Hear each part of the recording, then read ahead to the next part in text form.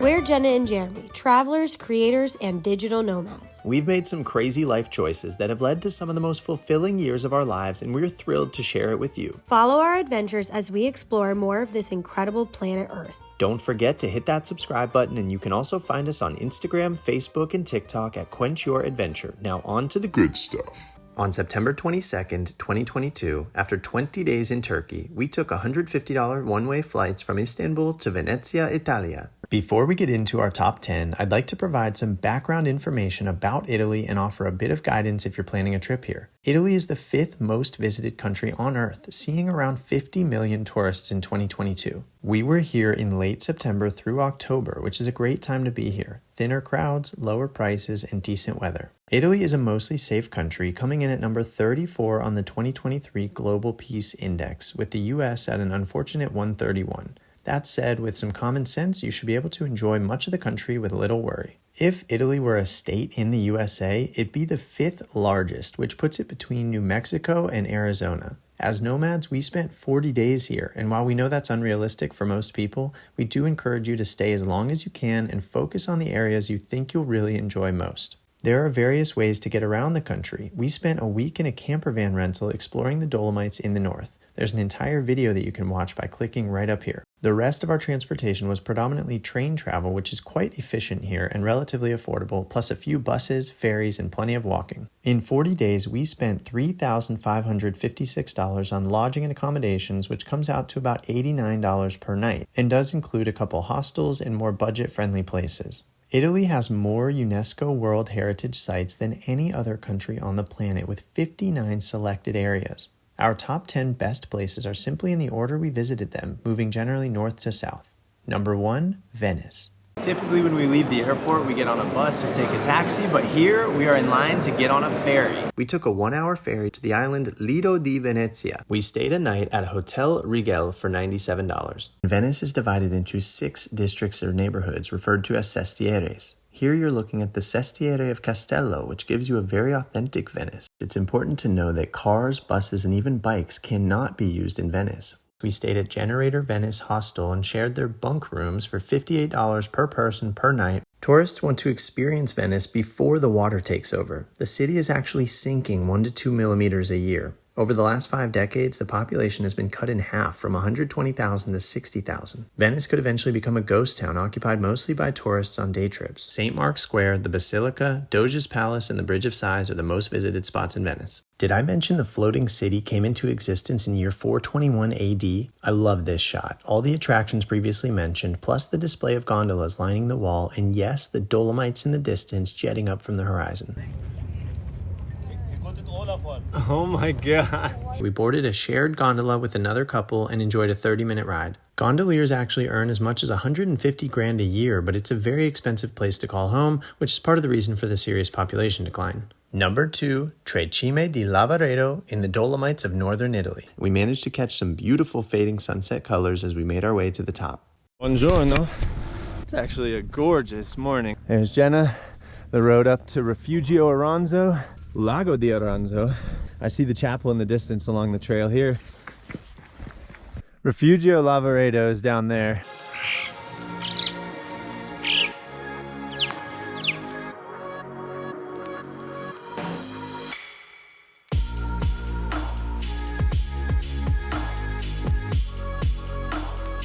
Holy smokes.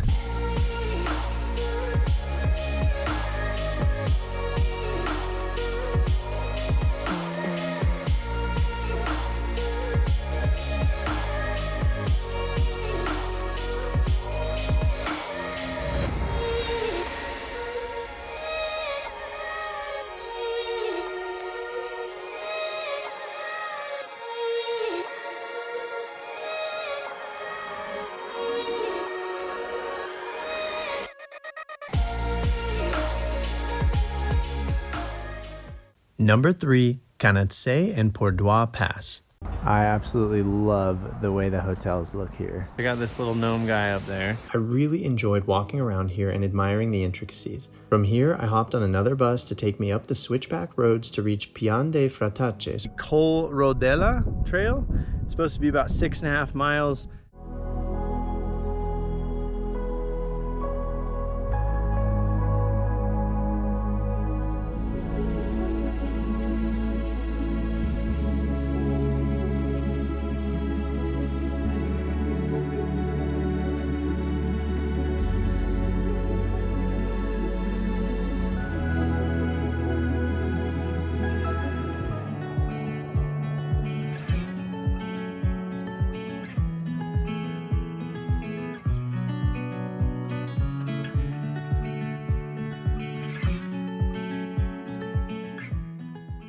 epic drive, especially watching the green grass fade to snow as we climbed in elevation.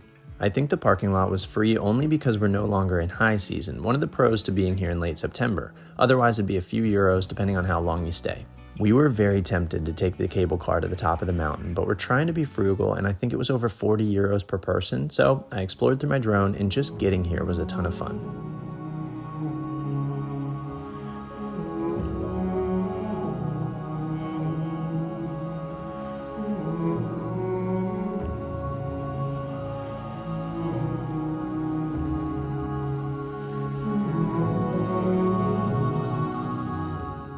Number 4, Lago di Braies. Lago dei Braies. Lago di Braies.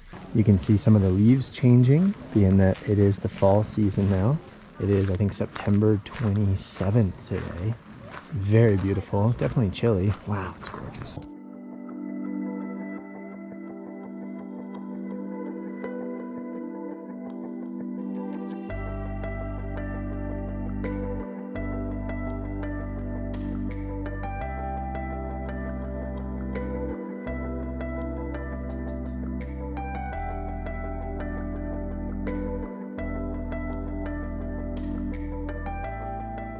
Tourism has grown like crazy here. It's known as the Pearl of the Alps, and back in 2020, they recorded like 17,000 people visiting in a day in high summer. That's why they now charge for parking, have a bus system, and I think turn people away if it's too busy.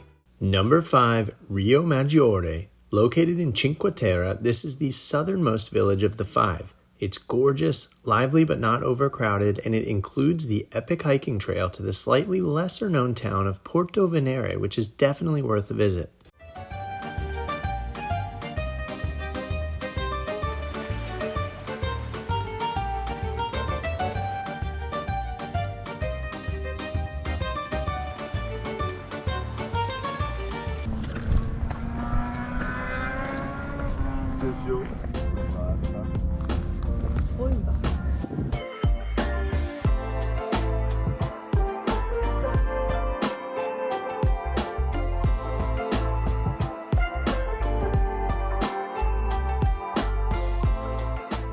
Number 6, San Gimignano. The hilltop town is a UNESCO World Heritage Site, famous for the tower houses built in the Middle Ages. The towers were initially built for defense purposes, but also show power and wealth. There actually used to be a total of 72 towers. Now there are 12.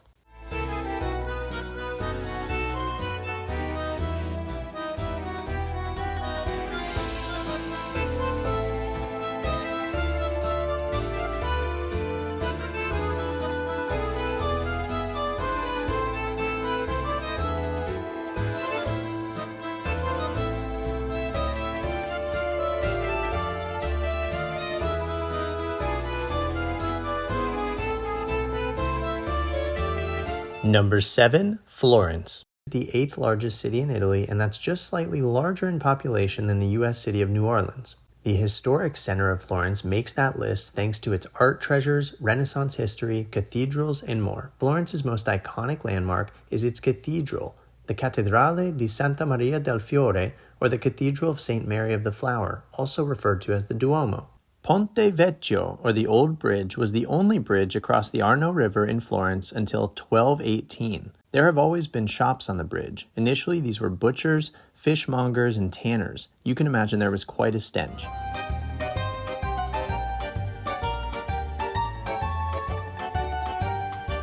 Conto, l'hai pagata?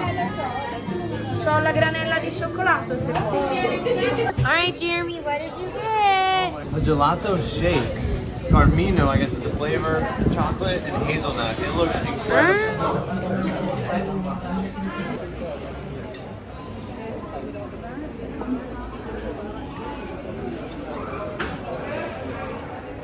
Number 8, Naples. Big cities aren't usually my jam. It's polluted and crowded and you should watch your pockets, but I still think Naples belongs on this list. It's the birthplace of pizza and an excellent foodie destination. We don't drink coffee, but apparently they serve up some of the best espresso in the world here. There's still beautiful Gothic and Baroque architecture and plenty of old narrow streets to wander. You can walk by the sea, explore a star-shaped hilltop fortress, all for way cheaper than places like Rome, Florence, and Venice. You can also day trip to Mount Vesuvius and Pompeii. Mount Vesuvius is one of the world's most powerful volcanoes, and it buried Pompeii nearly 2,000 years ago. We did a mostly self-guided tour by taking the train from Naples and renting audio guides to help us learn more about the devastating yet fascinating history as we toured around. And from Naples, we're taking a ferry to number 9, Capri. This island has been inhabited since around the year 8 BC. Only around 7,000 people live here, but an astonishing 2 million people visit every year. Yes, the caprese salad originated from the hillside farms of Capri. The roads are so narrow that the island's government banned tourists from driving here in the summer. Apparently, Capri was first inhabited by the Greeks. In 1882, they found remains of buildings on both sides of the island, carbon dated back to 8 BC. We were here in October with temperatures ranging from maybe 63 to 75 degrees Fahrenheit. Faraglioni is stunning. These massive rocks are just skyrocketing out of the ocean. They're seen in tons of Italian fashion commercials like Giorgio Armani and Calvin Klein. It's apparently good luck to pass through them, which can be done on a boat tour, although I think you're supposed to kiss someone. Anyway, let's roll some music and enjoy some epic views.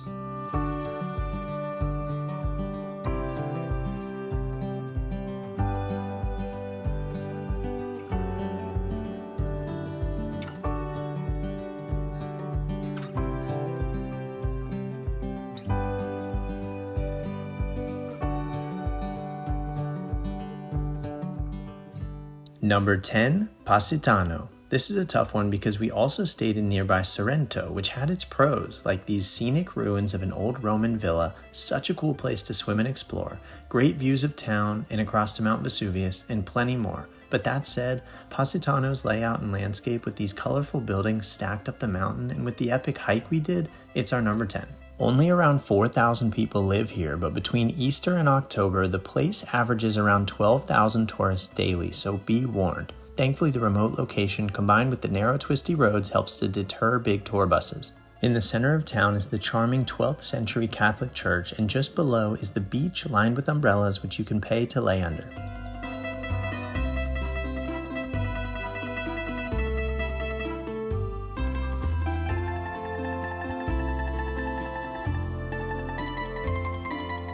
We took a bus to nearby Amalfi for a quick visit before then busing up to Bomarano to begin a hike along the Path of the Gods, which is a nearly 6-mile hike that brings you up and back down to Positano. Oh my gosh, hey guys.